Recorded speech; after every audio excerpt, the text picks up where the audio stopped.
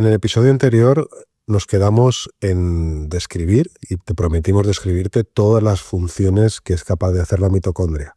Recuerda que esta es la base que estamos ahora estableciendo para que cuando empecemos a hablar de suplementación, empecemos a hablar de picos de glucosa, empecemos a hablar de tantas otras cosas que nos sonarán a chino si no sabemos por qué estamos diciendo eso o simplemente nos las creemos, ¿no? Cuando un influencer nos cuenta algo, pues si nos fiamos de él nos lo creemos. Aquí lo que queremos es que sepas por qué ocurre, desde el punto, sin tener que haber estudiado una carrera de medicina o un máster, simplemente explicándote primero la base, vamos a poder tener esos conocimientos básicos que luego cuando escuchemos a gente en internet o a cualquier otro, o leer un medio o lo que sea, pues sepamos de qué hablamos. ¿Por qué te digo esto? Porque el episodio de hoy te va a resultar un pelín técnico. Y lo que quiero es que no te desanimes, que lo escuches, que pases por alto si algo no te suena, simplemente que se te vayan quedando esas cosas en la cabeza, porque es necesario que todos estos conceptos que te explica Javier, que nos explica Javier a mí también, pues los vayamos metiéndonos en la cabeza, porque cuando hablemos de suplementación, hablemos de picos de glucosa, hablemos de ejercicios de fuerza, de todo de lo que va este podcast, al menos cuando sepamos por qué ocurren las cosas, tengamos esa base, ¿no? Eso es importante. Así que no te desanimes en este episodio. Te hago este disclaimer para que no digas, ostras, esto es demasiado para mí. Tranquilo, al final del episodio vas a tener ideas mucho más claras. Vamos a hablar de ciertas conclusiones que te van a ser muy útiles para en posteriores episodios entenderlo todo mucho mejor. Así que quédate, que empezamos ya.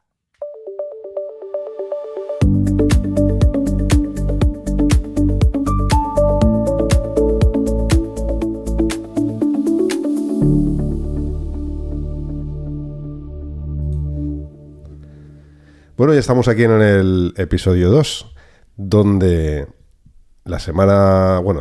el primer episodio hablamos de las funciones de la mitocondria, hablamos de muchas cosas, pero prometimos algo a la audiencia y es que íbamos a explicar, Javi nos iba a explicar que la mitocondria tiene más funciones, tiene varias funciones que se quedaron ahí un poco en el aire en el episodio 1.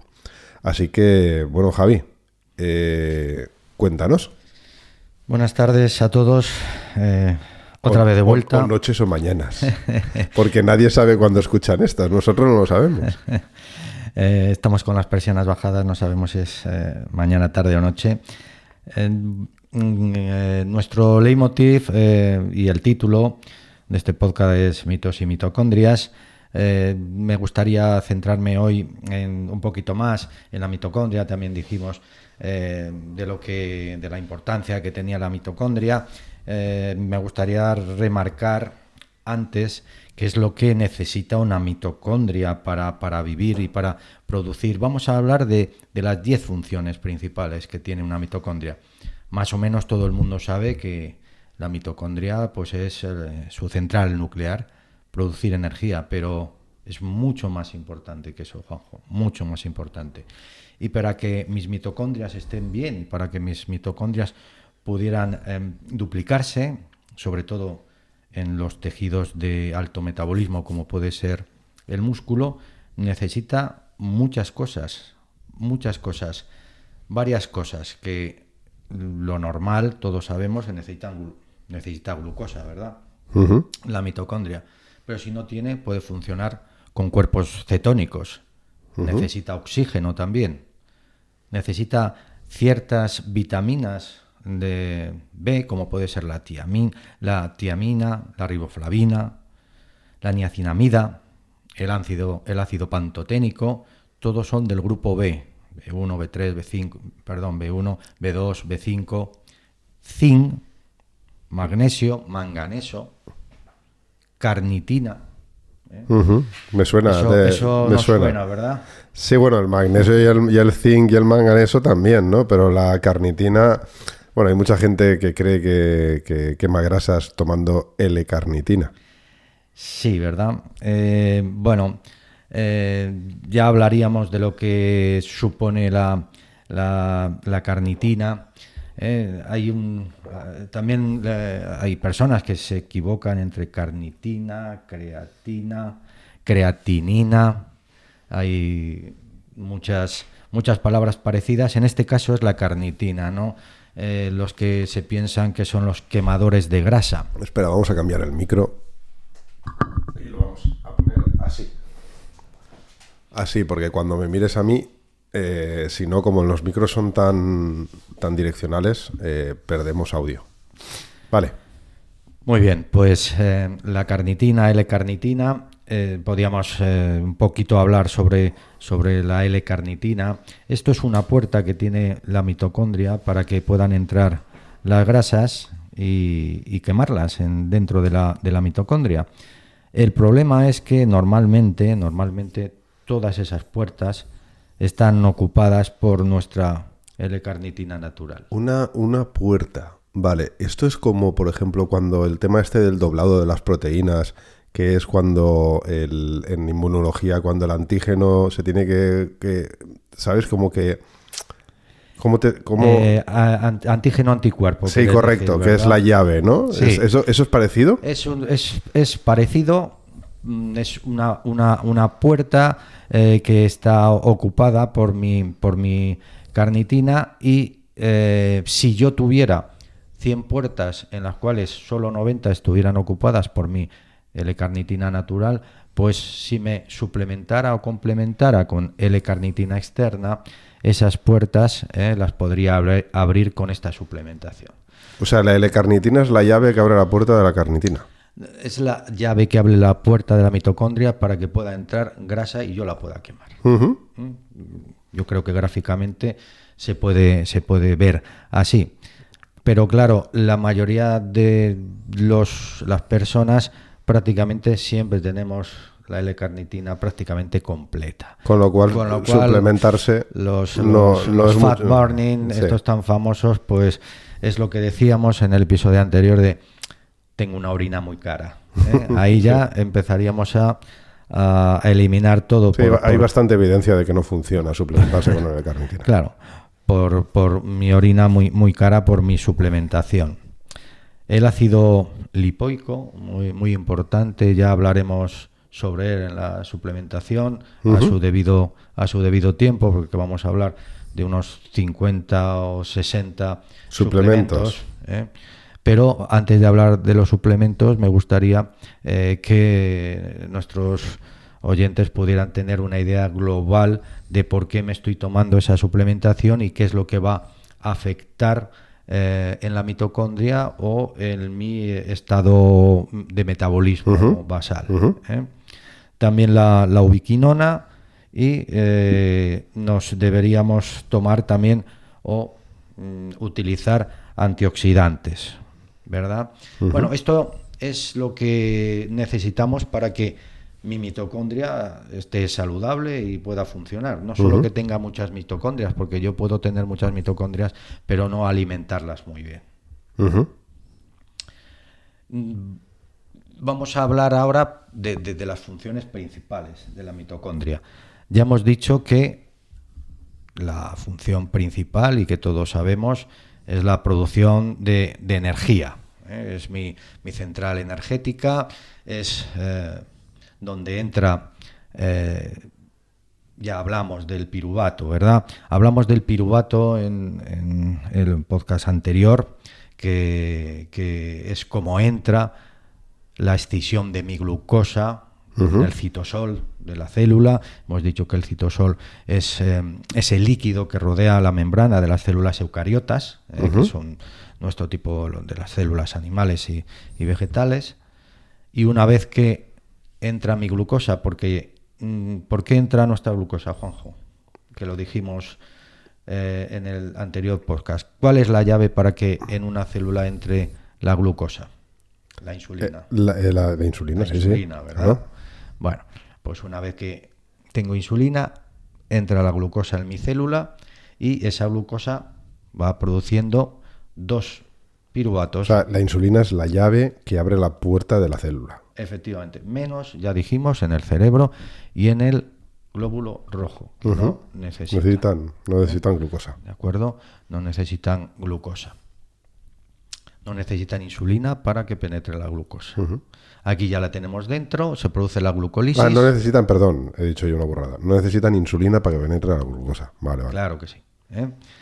Entonces ya tenemos nuestra glucosa dentro de todas nuestras células y esta glucosa, también dijimos, el problema fundamental que tenemos como organismo es que no podemos acumular la glucosa. Solo lo podemos acumular en forma de glucógeno. El glucógeno son cadenas de glucosa muy largas, pero solo las podemos almacenar en dos sitios principales, en el hígado y en el músculo. Que también es una de nuestros caballos de batalla, ¿verdad? Pero ¿cuánto podemos acumular, Juanjo? Lo dijimos la semana pasada. Acumulamos no más de medio kilo. Pero claro, si estamos 12 horas de ayuno, que puede ser desde que nosotros cenamos hasta que nos levantamos, algunos camastrones, como dicen, que se tiran durmiendo 8 o 9 horas, igual cenan a las 8 y se levantan a las 8 de la mañana, ya tienen 12 horas. Pues prácticamente... Por eso los ricachones están todos finos. Sí, finos y delgados. Nuestro metabolismo de la glucosa o nuestra glucosa almacenada en forma de glucógeno en el hígado ha desaparecido. Solo tenemos el glucógeno muscular. Vale. Claro, si solo almacenamos poco menos de medio kilo, si yo como muchos hidratos de carbono, ¿qué es lo que va a pasar? A ver, se acaban convirtiendo en grasa, eso está claro, ¿no? Pero ¿cómo se convierten en grasa? Ahí está. A ver, como no entiendo que no entra todo a la célula, toda la glucosa la célula demandará la que necesite y no entrará más, ¿no?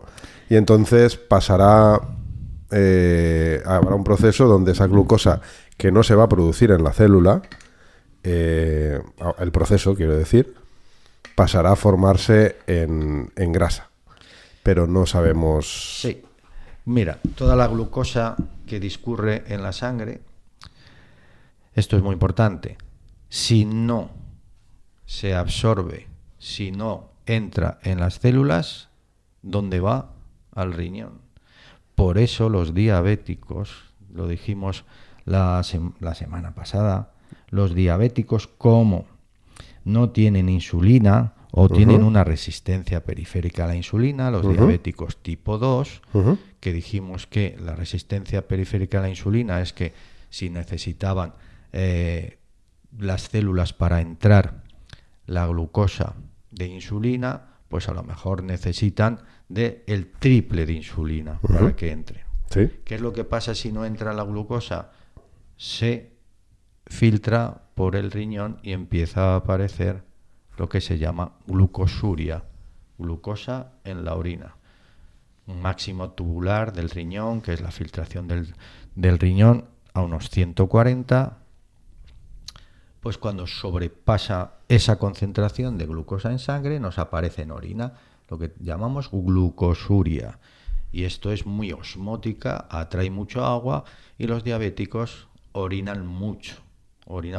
¿Por qué? Orinan mucho porque a su vez beben mucho.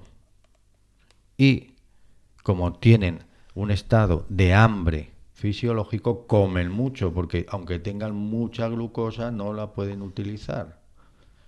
Y se produce la acetona, ¿no? El acetato, que habíamos hablado de los cuerpos cetónicos. Entran en acidosis, en cetoacidosis, ¿de acuerdo?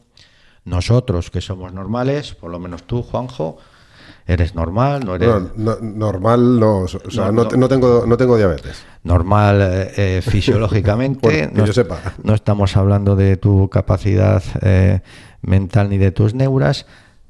Tú tienes insulina suficiente para que cuando comes esa glucosa que se transporta en la sangre pueda entrar en tus células, y las células, ¿qué es lo que hacen? Si van a producir energía, muy bien, pero si no, la tienen que almacenar. ¿Y cómo las almacenan? Ya dijimos que entra la glucosa en forma de piruvato en nuestra mitocondria y se produce acetilcoenzima A, que junto con el oxalacetato ya nos va entrando en el ciclo de Krebs, que es el generador de ATP, para que este ATP nos vaya a nuestra cadena respiratoria, la fosforilación oxidativa que se hace en la mitocondria, y consiga mi energía en forma de ATP. Los enlaces de alta energía que se van rompiendo, y eso es lo que hace que yo pueda mantener un movimiento, pero también me sirve para respirar. Nosotros para tenemos... pensar, claro, para que el corazón lata. Claro, eso se llama estado metabólico basal, ¿no? Mi estado que para ello consumimos no menos de unas 800 calorías. Solo por vivir, aunque estuviéramos dormidos, nuestro cuerpo necesita mantener nuestra temperatura, mantener nuestro pensamiento, mantener nuestra respiración, nuestra homeostasis, nuestro latido cardíaco, el riñón tiene que funcionar, el hígado tiene que funcionar, todos nuestros órganos tienen que funcionar. Y el cerebro, no nos olvidemos del cerebro, porque es el que más consume. El 20% dijimos, un quinto prácticamente de toda nuestra energía. Escuché el otro día un experimento que hacían. Estuve escuchando una entrevista al doctor de la Rosa, que me gusta mucho escucharle, porque es un tío que sabe un montón y él lo explica muy bien. Y él es buceador y decía que habían hecho un experimento donde se buceaba en una zona oscura. O sea, la idea era ver la diferencia de una persona, cuánto consume, para ver cuánto es capaz de aguantar, ¿no? Cuánto consumía una persona en un entorno con luz, donde veía el mar, veía los organismos que hubieran por ahí, los peces, las piedras, etcétera, y la diferencia de consumo de oxígeno de la misma persona en un entorno a oscuras, buceando totalmente a oscuras. Como no recibía todos esos estímulos de visión, de tener que localizar, de tener que analizar cosas, es decir, como el cerebro no trabajaba, el consumo de oxígeno se reducía muchísimo. Entonces yo estuve pensando, claro, entonces por eso la gente que hace apneas, así de aguantar mucho rato bajo el agua, suele hacerla con los ojos cerrados. Y si pudieran, con las orejas tapadas, ¿no? Porque cuantos menos estímulos recibe el cerebro, menos tenía que trabajar y menos oxígeno consumía. Claro, de ahí también se está estudiando los peces abisales, que viven en la completa oscuridad, y el metabolismo, hay varios que viven muchos años. Claro. Entonces también se les está estudiando. Vale. Sigamos. Vamos por la segunda función, digamos, que tiene la mitocondria, que es que participa, lo que estábamos diciendo, participa activamente en el metabolismo de los lípidos, la beta-oxidación de los ácidos grasos, que hemos dicho, y en la síntesis de aminoácidos. Un momento, porque me has hecho una pregunta, pero yo no me he quedado con la respuesta, porque hemos empezado a hablar de los diabéticos. Me has dicho, el exceso de glucosa, el exceso de hidratos o de glucosa que tenemos en el cuerpo, yo he dicho que sé que se acaba almacenando en grasa si no lo podemos metabolizar. Y tú me has empezado a hablar de la parte que va al riñón, que ahí y que los diabéticos no pueden procesarla, pero no me he quedado con la respuesta. Es decir, ¿cómo acaba convirtiéndose en grasa? Claro. Lo que decíamos, si entra la glucosa en la célula y entra en la mitocondria, no se puede quedar la glucosa en la célula, hay que derivarla. Ya hemos dicho que no la podemos almacenar, solo muy poquito. O sea, que la devuelve. O simplemente la que no necesita no la absorbe. Desgraciadamente, toda la glucosa nos la que damos. No, pero digo la célula, es decir, ¿a la célula entra toda la glucosa que nosotros le metamos o solo la que la célula necesita? Y la otra se queda en la sangre y que no entra. No se puede quedar en la sangre porque seríamos todos diabéticos. Ya, pero Claro. o sea, ¿se meten en las células todos los excesos de glucosa? Se meten en las células, Vale. en todas las células del organismo. Ujú. O sea, que cuando tienes azúcar en sangre no es porque has comido mucho azúcar, sino porque tu cuerpo no procesa bien esa glucosa. bueno, hay una resistencia a la insulina, con lo cual tienes azúcar. Vale, Claro. entonces, si no tienes resistencia a la insulina, O tus células betas del páncreas no secreta insulina. vale, entonces, si tú tienes la insulina bien y tú procesas bien el azúcar y tú ahora comes mucho azúcar, ¿cómo se transforma en grasa? Entra en la célula Ujú. entra como piruvato y hemos dicho que se forma acetilcoenzima A. Vale. Ese acetilcoenzima A, si tú lo vas a necesitar, se transforma en el ciclo de Krebs o en el ciclo de los ácidos tricarboxílicos en energía. Vale. Pero si esa célula no necesita esa energía porque estás comiendo y te echas una siesta, Ujú. ¿qué va a hacer la célula con todo el piruvato convertido en acetilcoenzima A? Formar grasa. La grasa se ¿Cómo? forma a partir del acetilcoenzima A. Se forman los triglicéridos Ujú. y estos se almacenan en el tejido graso. Igual, ¿Pero salen de la célula? mm, Por ejemplo, si yo le meto mucho azúcar, se va a mi músculo, en las células del músculo no tengo grasa, o ahí se empieza a poner, se empieza, digamos, a se puede difundir, igual A que transformar en grasa. igual que la grasa que tú comes directamente Sí. y viaja, se absorbe en el intestino Ujú. en forma de kilomicrones, Sí. con las apolipoproteínas van viajando y las vas absorbiendo en el tejido graso. Esa grasa, Esa es la que yo como, pero la que está en la célula que la acabo de hacer yo. esa se sintetiza, se puede sintetizar, viaja o puede viajar también, sobre todo esto se produce en las mitocondrias que tiene el adipocito, sobre todo, esto que estamos diciendo, pero también puede viajar por sangre. Los adipocitos son aquellas células que se forman en la juventud grasas. Los adipocitos son las células grasas que vamos formando en nuestra adolescencia y en la juventud porque tienen mucha capacidad. Claro, hablamos de adipocitos muy alegremente, pero tendríamos que hablar de tejido graso. Vale. Pero, El tejido graso Ujú. tiene varios componentes, como hemos entrado en esto. Tiene el componente de adipocito, adipoblasto. El adipocito ya no se puede dividir, el adipoblasto sí que se puede dividir, pero luego tienes una matriz intracelular o intercelular, que es el tejido elástico, el colágeno, la elastina, la fibrina, los vasos. Todo eso es el tejido graso. Por eso hablábamos en el episodio anterior. ¿el colágeno es graso? ¿Sí? No, digo Vale. que el tejido, porque hablamos adipocito, no.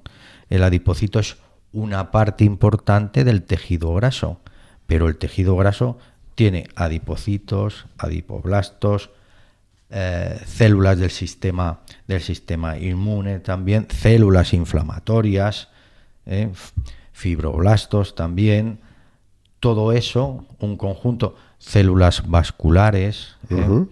células inflamatorias, Ujú. segundos mensajeros que se habla, en los cuales, por eso decimos que, yo quiero adelgazar, y dijimos en el episodio anterior, sí, pero yo puedo adelgazar Ujú. y dejar esa gota de grasa en mi adipocito en la mínima expresión. Ujú. Pero si yo he creado 7 millones de adipocitos, esos 7 millones de adipocitos, por poner una cantidad que es inventada, Ujú. yo los puedo adelgazar hasta que ya no me quede más grasa. pero el resto de células, de adipocitos y las células el entramado que rodea el adipocito, ya no lo puedo adelgazar. Es decir, que es importantísimo la creación del tejido adiposo cuando somos niños adolescentes. Cuanto menos tejido produzca, de mayor voy a tener menos problema para tener menos tejido adiposo. Por eso es tan importante que nuestros chavales, sobre todo pues a partir de los 8 años, ya sé que has dicho adolescencia, pero yo me iría incluso desde los 8 años a 8 o 10 años hasta los 20, que sean personas muy activas, que sean personas que hagan deporte, que estén activas y que, bueno, evidentemente a mí me gustan los videojuegos y que de vez en cuando hay que sentarse a jugar a videojuegos, pero que no sea esa su mayor actividad, todo lo contrario, que sean personas que se muevan mucho y que no estén mucho tiempo sentadas, ¿no? Porque justo esto es lo que va a diferenciarles de que de mayores tengan más facilidad para engordar o más facilidad para mantener peso. Claro, por eso de ahí la máxima importancia, ¿eh? El triglicérido sabemos que está compuesto por un glicerol, que es un alcohol, 3 átomos de carbono, y luego están los ácidos grasos esenciales o no esenciales. Esos ácidos esenciales son los omega 3 y los omega 6 y los omega 9. Ya hablaremos de ellos, ¿verdad, Juanjo? Los omega 3, que son ácidos grasos esenciales que no producimos. Que no producimos, ¿y a qué nos ayudan? Por eso son esenciales. Los tenemos que comer, ¿verdad? Sí. Y son los antioxidantes, antiinflamatorios, ¿verdad? Los omega 6, que es sobre todo el ácido linoleico, el linolénico, está el oleico, linoleico, que son diferentes ácidos grasos esenciales y oxidativos y prooxidativos y antioxidativos, ¿verdad? Por eso son importantes. Hay de varias cadenas, cuanto cadena más larga y que tengan dobles enlaces o no tengan dobles enlaces, hablamos de saturados e insaturados. Vale, pero como dijo Jack el Destripador, vamos por partes. Que esta broma nunca les gusta a los ingleses. Una vez la hice con un sitio lleno de ingleses y me miraron todos horrorizados. Pero aquí es una broma normal. Una cosa que le interesa mucho a la gente, que aún no hemos desgranado de todo, era que además mucha gente esto no se lo cree o no lo sabe, que es que el azúcar, el hidrato de carbono, el exceso se transforma en grasa. Has dicho que se transforma en la acetilcoenzima A, y entonces esa acetilcoenzima A produce el triglicérido. Y también nos sirve para crear los cuerpos cetónicos. Es digamos que es un cruce de caminos en el cual el exceso de acetilcoenzima A que no se va a utilizar se tiene que almacenar o se tiene que utilizar por otras vías. Y entonces, ¿se queda dentro de la célula? Es lo que a mí me importa ahora. ¿Se queda dentro de la célula o sale de la célula y se va a un tejido graso? ¿O la célula se va transformando en parte de ese tejido graso? No. Viaja al contenido o sea, la célula lo tira. Sí, digamos que viaja en la sangre hacia su almacenaje, que son tanto el tejido adipocito, tejido graso que tenemos en el subcutáneo o perivisceral. Vale, entonces la mitocondria, aparte de producir energía, también produce grasa si le metes demasiada caña. No, claro, es que ese azúcar no puede... Lo que tenemos claro es que cuando hay exceso de azúcar, ese azúcar no puede viajar libre en la sangre, se absorbe. Si no, somos diabéticos, y se absorbe porque tener una hiperglucemia es la máxima estímulo para que el páncreas secrete insulina. Es el máximo estímulo. Entonces, Ya hablaríamos del estrés crónico, lo que es ese hiperinsulinismo, lo que puede producir, que puede producir muchísimas cosas, pero en este caso, glucosa alta, estímulo de insulina, y la insulina hace que esa glucosa desaparezca en todas las células de nuestro organismo y se pueda utilizar para lo que quiera la célula. Y si las células están sanas, que no tienen resistencia a la insulina, todo desaparece. La absorbe y lo que se tiene que consumir en energía va por el ciclo de Krebs. ¡Pum! Ostras, ahora se me viene a la cabeza así correlacionando causas-efectos conforme me lo estás explicando. Claro, cuando yo tengo un pico de glucosa porque me meto una tazón de chocolate hiperazucarado y me viene ese pico de glucosa que estoy lleno de energía, pero de repente me viene el bajón, ese bajón, esa hipoglucemia brutal que se produce después del pico, es porque mis mitocondrias, digamos, están hechas polvos de producir de sobreproducir, o por qué es eso. Esos picos, por eso se huye de los alimentos que te produzcan picos de insulina, picos de glucosa, porque la insulina... O sea, ¿por qué estoy tan hecho polvo? La insulina, cuando tienes tanta glucosa en sangre, se produce lo que llama picos de glucemia, los alimentos con altos índices glucémicos, es lo que estamos hablando de ello, hace que el páncreas se estimule tanto que haya un hiperinsulinismo. Vale. Sobre todo el hiperinsulinismo crónico. Eso es el pico de glucemia. Sí, claro, pero el hiperinsulinismo crónico, por el estrés crónico que tienen muchas personas, eso es lo que hace que les mate. Pero a nosotros lo que hace es el pico tan alto que nos absorbe tanta glucosa de momento, que a veces las células no pueden procesar tanto y no son tan rápidas en utilizar esa glucosa para producir energía. Entonces se produce un hiperinsulinismo tan absoluto que te deja prácticamente casi hasta con unos niveles de glucosa en sangre hasta por debajo de lo normal. O sea, tú la procesas toda, pero digamos que es como si entrara, ¿cómo te diría yo? Como cuando cogieron unos y pusieron una bandera de Marruecos en Perejil, que fue todo el ejército para allá, ¿no? Es decir, envías a todo el ejército, digamos, de insulina al cuerpo y luego lo acaba con todo, digamos que hay una sobreactuación del páncreas y entonces chupa mucha más glucosa de la necesaria. Y te deja incluso mal de glucosa. Es que la insulina es una hormona que guarda, o sea, es una hormona que guarda todo. Ese es el problema que tenemos con los picos de insulina. La insulina, cuando se junta con la glucosa para permitirla entrar en la célula, desaparece. Una vez hecho esa función, digamos que desaparece, ¿no? Sí, es la función que o sea, tiene. Se transforma en metaboliza, otra cosa. Se metaboliza, porque si no, imagínate. Vale. Se metaboliza igual que la insulina que te pones externa. Se metaboliza.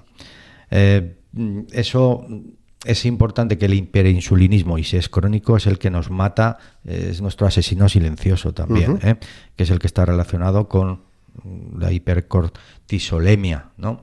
Eso lo explicaremos en otro episodio. Es muy difícil. Tú me haces preguntas muy específicas, que es muy difícil explicar todas las vías metabólicas, porque si empezamos a hablar de cada enzima que necesitamos en cada proceso, no. ahí nos perdemos. Yo voy intentando entender el proceso desde mis limitaciones y voy intentando hacer preguntas cuando tú hablabas de todo eso, digo, ostras, entonces esto de los picos de glucemia que te pega el bajón luego, será por eso. Eso es lo peor. Vale. O sea, ahora ya lo entiendo, es por ese hiperinsulinismo. Son los alimentos con alto índice glucémico, debemos de huir de ellos porque nos harán de mayores, si abusamos de ellos, diabéticos tipo 2. Eso está clarísimo. Vale, y en un momento de mucho esfuerzo, es decir, si yo me lo tomo inmediatamente, me hago un sprint o estoy en medio de una carrera, me lo tomo, es mejor tomar algo que tenga azúcar. Ahí es el problema de la flexibilidad metabólica. Yo recuerdo una vez cuando no tenía al menos no había leído tanto sobre esto y empezaba en el mundo digamos, de la carrera. A mí nunca me ha gustado correr, pero bueno, me puse a correr hace un montón de tiempo, ahora ya no. Y hacía carreras y tal, y un día me dio digo, ostras, necesito esto, no he comido mucho, tal, tengo la carrera por la tarde, ignorante de mí, y me cuesta un poco reconocerlo, pero bueno, lo tengo que confesar. Hiciste una carga de glucosa. No hice una carga de glucosa, me tomé un pedazo de helado con nata, y bueno, allí habría de todo, había glucosa, pero aquello tenía azúcar a raudales. ¿Qué pasa? Pues imagínate, a mitad carrera a mí me dio un bajón que casi muero allí. Ya, pero cometiste varios errores. Una comida muy grasa.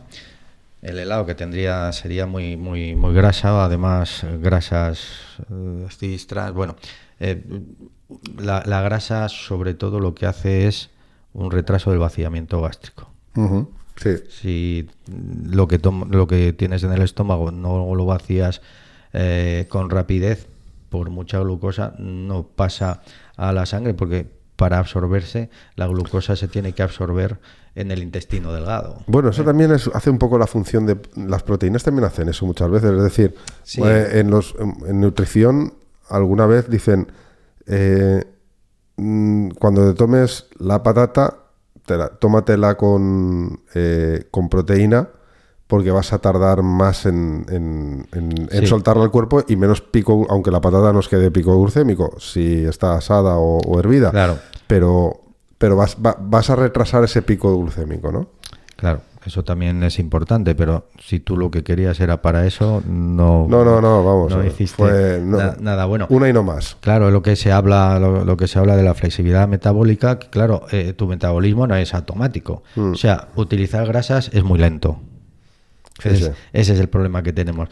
Entonces, claro, por eso entrenan muchos atletas, para intentar que estemos gastando casi siempre grasa. Pero mira, hay otra cosa que a mí sí que me funciona muy bien en momentos malos en ciclismo. Mira, me pasó el otro día. Estaba entrenando el otro día. ¿Cómo lo resolví? Estaba entrenando en el rodillo y yo ya lo noto alguna vez, he aprendido a detectarlo. Era un entrenamiento cortito pero intenso, porque era en rodillo, ¿no? No puede ser muy largo, era una hora y algo. Y empecé a notar como flacidez, flojez en las piernas y flojez me notaba un poco flojo.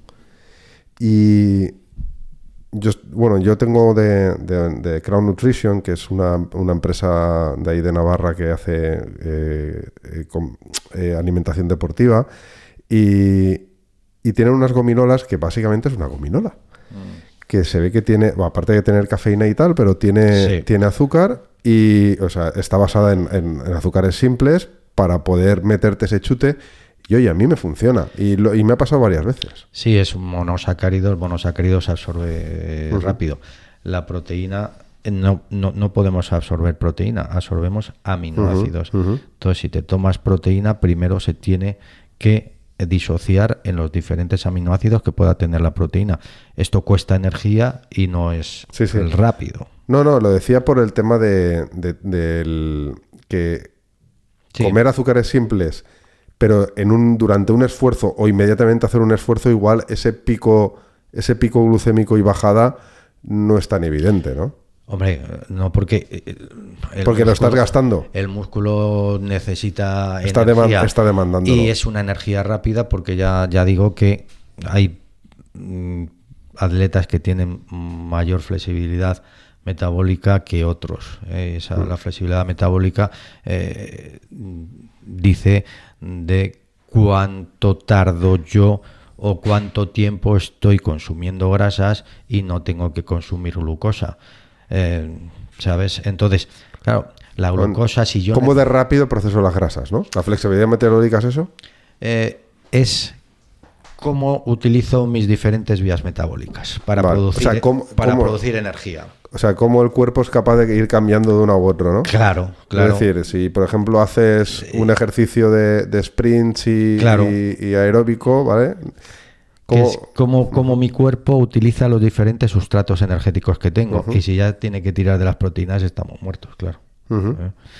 ¿Y qué es lo que tiende el cuerpo? ¿Qué es lo que tendría que tender el cuerpo a utilizar? Las grasas, porque ya sabemos que nos dan prácticamente el doble de energía por el mismo volumen o gramo o mol o lo que quieras llamar. Las grasas que las proteínas o el hidrato de carbono. Bueno, y esa es otra. Visualmente las grasas, 1 kilo de grasa ocupa mucho más que 1 kilo de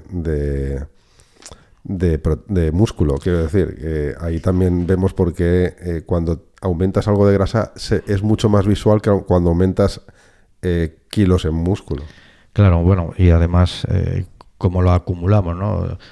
Hay grasas, por ejemplo, el tocino es una grasa sólida y el aceite es una grasa líquida, según sea cis o trans, por su representación tridimensional. Los enlaces hace que sea una cadena lineal, por eso son líquidos, o hagan pliegues y por eso son sólidos, empaquetan como sólidos. Vale. Avanzamos en la función de la mitocondria. Sí, que nos vamos. que si no, fíjate que tiene 10 y ni siquiera hemos entrado con la tercera. Vale. Claro, tú me vas haciendo preguntas que a lo mejor más adelante podríamos responder mejor. De eso se trata esto. Sí, claro. Pero vamos a hacer... vamos a justificar el título de este podcast, ¿no? Mitos y mitocondrias, por lo menos en la segunda. Sí. Síntesis de biomoléculas. ¿Qué significa esto? Pues bueno, contribuye a la formación de los grupos hemo. ¿Qué es el grupo hemo? Ni idea. Bueno, no sé si es una banda heavy o... El grupo hemo es el componente esencial de la hemoglobina. Ahí va. Vale.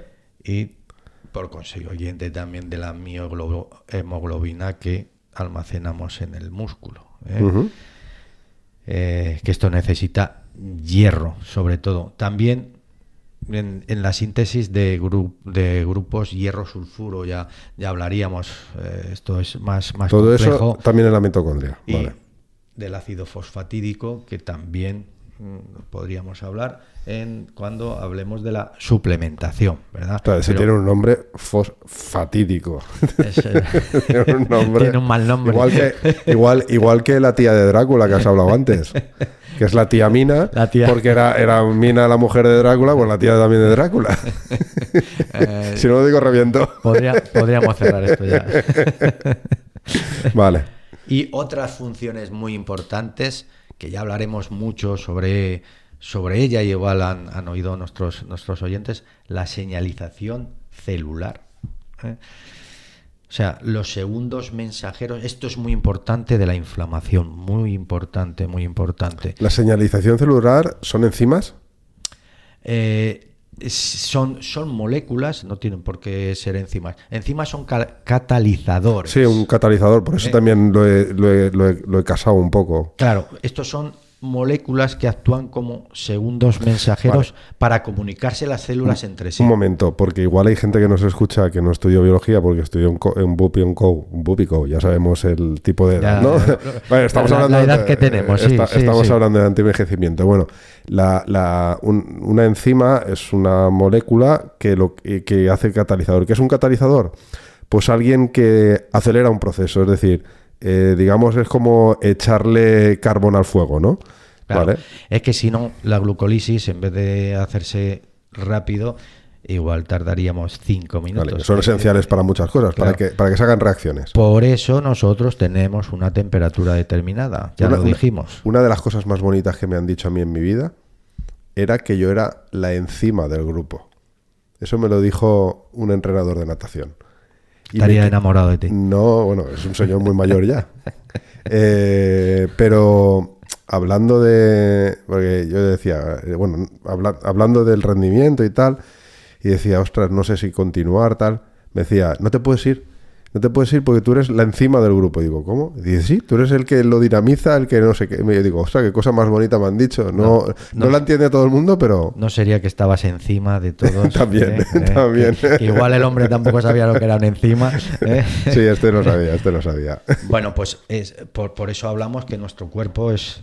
hablábamos de la fábrica perfecta, de cómo, fíjate, si variamos 2 grados la temperatura, de estar a 37 a 39, se va todo el carajo. Fatal.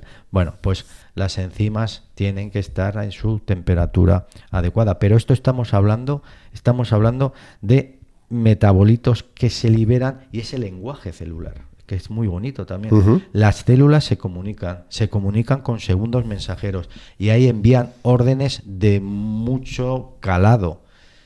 Unas órdenes de apoptosis, por ejemplo, de muerte celular, de senescencia, de neurodegeneración, de estimulación cerebral, los BDNF, o sea, los factores neurotróficos derivados del cerebro.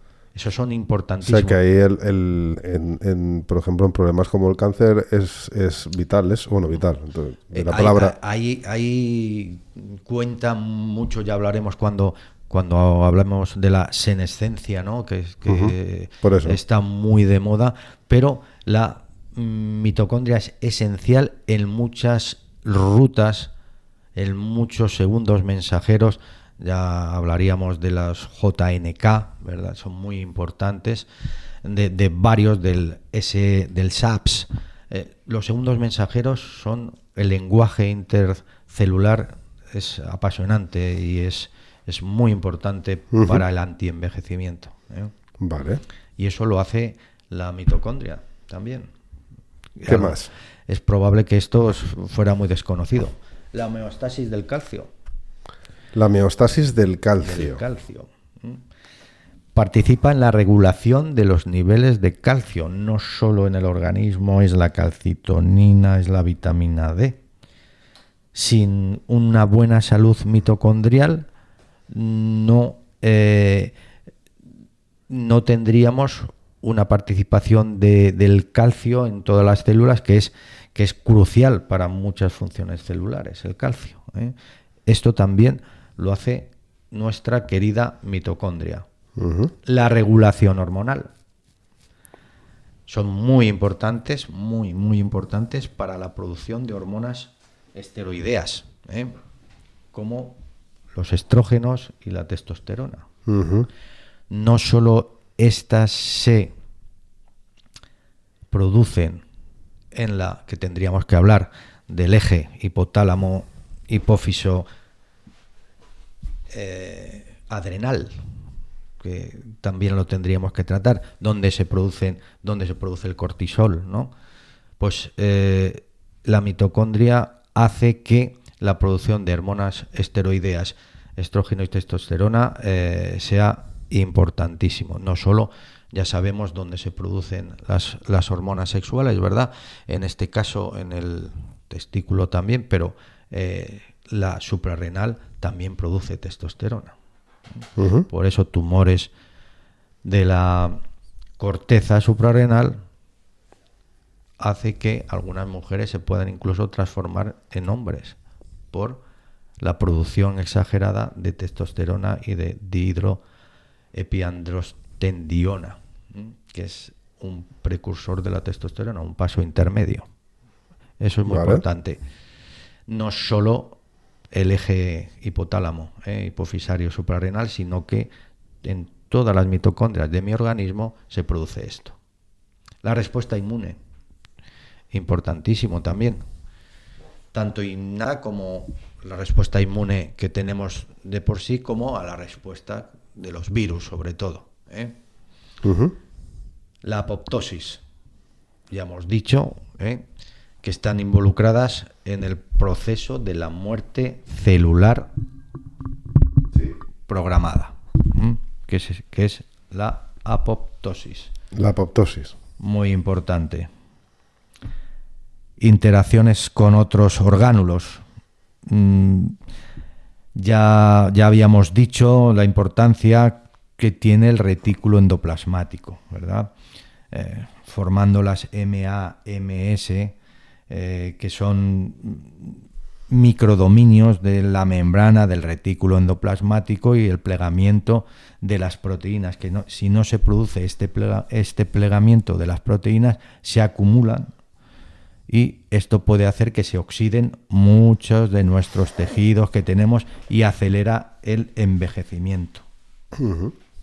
Pues esto también ya lo explicaremos cada paso, probablemente a un lenguaje mundano salga en otros. Y ya para terminar, podíamos hablar del propio ADN mitocondrial. Ya lo dijimos. Sí. Uh-huh. Que tenían su propio ADN. Que tenían su propio ADN para producir sus propias proteínas y además que solo se hereda de la madre. Uh-huh. Por eso es muy útil en los estudios de genealogía y antropología. Vale. Vale, entonces... ¿Cómo lo ves, Juanjo? Has hablado antes de salud mitocondrial. O sea, entiendo que la salud mitocondrial va a depender mucho de cómo nutramos a esa mitocondria. Efectivamente. ¿Vale? Entonces, ¿qué necesitamos para nutrir a la mitocondria?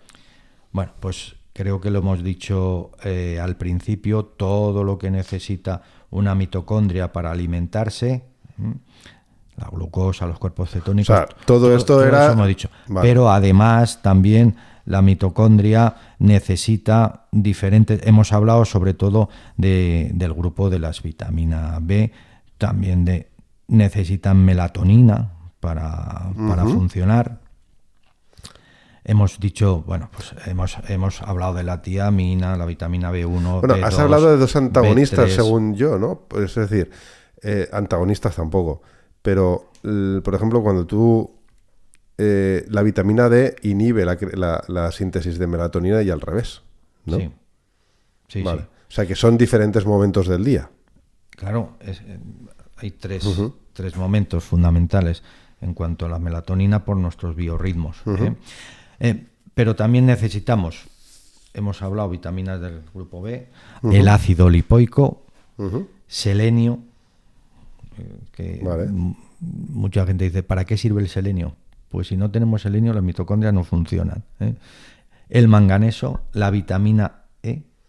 El otro día, no consigo recordarlo, un alimento que tenía bastante manganeso, no me acuerdo. Ahora mismo no recuerdo yo un alimento, pero probablemente no. venga relacionado con algún pescado graso. La vitamina E, el coenzima Q10. Sí, la coenzima Q10 es otro suplemento también que está por ahí. El manganeso, el selenio y la carnitina, que hemos hablado. Vale. Y dentro del grupo de las vitaminas podríamos terminar ya con la vitamina C, vitamina que E. no la producimos, que ya decimos que nosotros no, pero algunos animales que sí.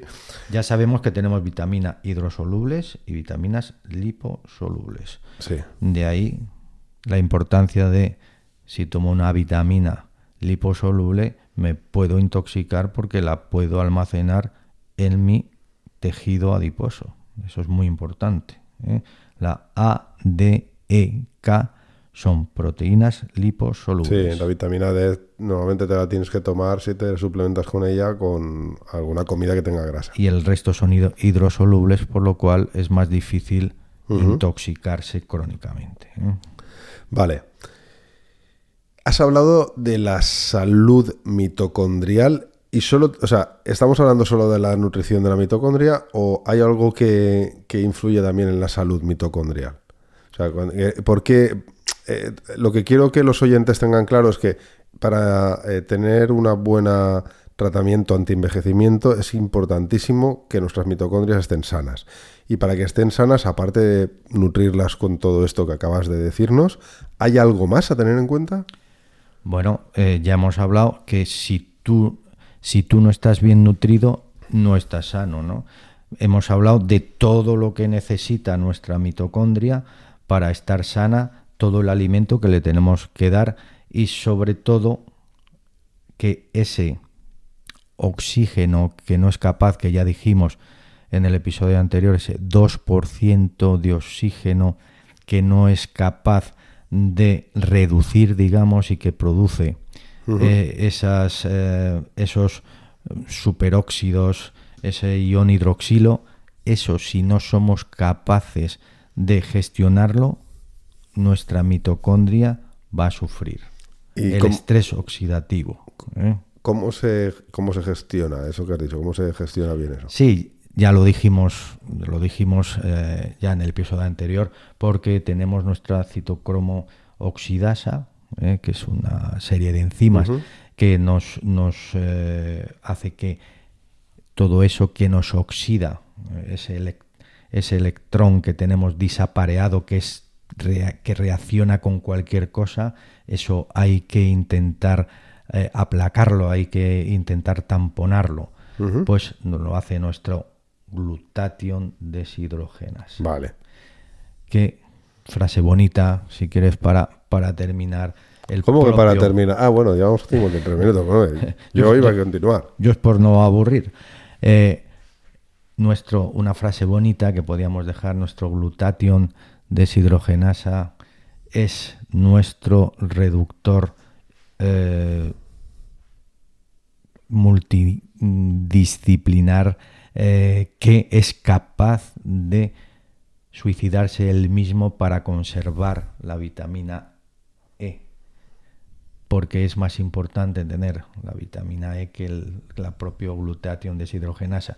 Pues es capaz de entregar su vida para que nuestra preciosa vitamina E pueda perdurar mucho más tiempo. Vale, pues yo con esto creo que hemos terminado de explicar bien todo lo que es capaz de hacer la mitocondria y por qué es tan importante y por qué es la base de combatir el envejecimiento. Así que nada, vamos a dejarlo aquí este episodio. Entonces, si quieres, Juanjo, una frase que tengo aquí. Vale, para terminar. Vale. El resumen de las propiedades de la mitocondria. Volveremos a ella porque claro, hay más cosas.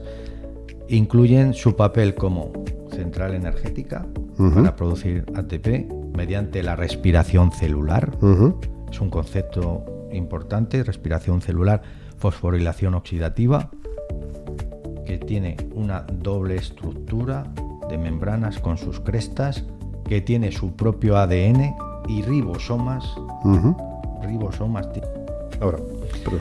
La propia mitocondria tiene su propio ADN y sus propios sus ribosomas.